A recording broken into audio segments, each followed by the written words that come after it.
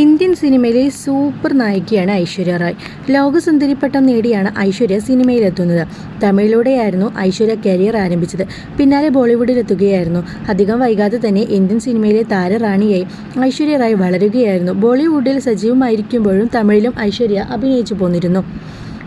On സ്ക്രീനിലെ പ്രകടനവും സൗന്ദര്യവും മാത്രമല്ല ഐശ്വര്യയെ ജനപ്രിയയാക്കുന്നത്. തൻ്റെ വ്യക്തിത്വവും കാഴ്ചപ്പാടുമൊക്കെ ഐശ്വര്യയെ ആരാധകരുടെ പ്രിയങ്കരിയാക്കാറുണ്ട്. ഒരിക്കൽ പോലും പൊതുവേദിയിൽ ഐശ്വര്യയുടെ ഭാഗത്തു നിന്നും മോശം പ്രതികരണങ്ങളൊന്നും ഉണ്ടായിട്ടില്ല.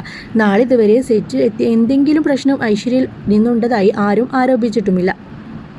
വളരെയധികം ബഹുമാനിക്കപ്പെടുന്ന താരങ്ങൾ പോലും ആരാധിക്കുന്ന താരമാണ് ഐശ്വര്യ റായ്. എന്നാൽ ഒരിക്കൽ മാത്രം ഐശ്വര്യയ്ക്ക് തൻ്റെ നിയന്ത്രണം വിട്ട് പെരുമാറേണ്ടി വന്നിട്ടുണ്ടെന്നാണ് റിപ്പോർട്ടുകൾ പറയുന്നത്. തന്നോട് മോശമായി പെരുമാറിയ ഒരു നടൻ്റെ കാരണത്ത് അടിക്കേണ്ടി വന്നിട്ടുണ്ട് ഐശ്വര്യ റായ്ക്ക് എന്നാണ് ചില റിപ്പോർട്ടുകൾ പറയുന്നത്. സംഭവം നടക്കുന്നത് ഒരു തമിഴ് ചിത്രത്തിൽ അഭിനയിക്കുമ്പോഴായിരുന്നു. ഒരു പ്രമുഖ തമിഴ് നടനെ ഐശ്വര്യ കാരണത്തടിച്ചിരുന്നുവെന്നായിരുന്നു റിപ്പോർട്ടുകൾ.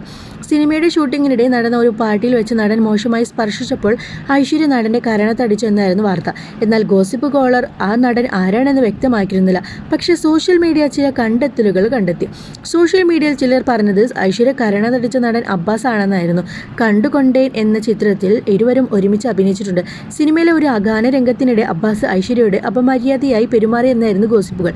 ഗാനരംഗം ചിത്രീകരിക്കുന്നതിനിടെ അബ്ബാസ് ഐശ്വര്യ അനാവശ്യമായി സ്പർശിക്കുകയും മറ്റും ചെയ്തുവെന്നും ആദ്യം അതെല്ലാം ഐശ്വര്യ ക്ഷമിച്ചു വിട്ടുവെന്നും റിപ്പോർട്ടുകൾ പറയുന്നു.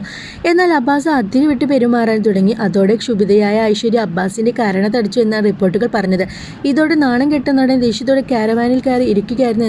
പിന്നീട് സംവിധായകൻ ഇടപെട്ട് അബ്ബാസിനെ കൊണ്ട് ഐശ്വര്യയോട് മാപ്പ് പറയിച്ചുവെന്നും റിപ്പോർട്ടുകൾ പറയുന്നുണ്ട്. എന്നാൽ ഈ റിപ്പോർട്ടുകൾ പിന്നിലെ വ്യത്യസ്ത ഇതുവരെയും വ്യക്തമാക്കാൻ സാധിച്ചിട്ടില്ല. കണ്ടുകൊണ്ടേനിൽ ഐശ്വര്യയ്ക്ക് അബ്ബാസുമായി റൊമാൻറ്റിക് രംഗങ്ങൾ ഉണ്ടായിരുന്നതിനാലാണ് അബ്ബാസിൻ്റെ പേര് ചർച്ചയാക്കാൻ കാരണം എന്ന് മറ്റു ചിലർ കൗണ്ടർ വാദം ഉന്നയിക്കുന്നുണ്ട്.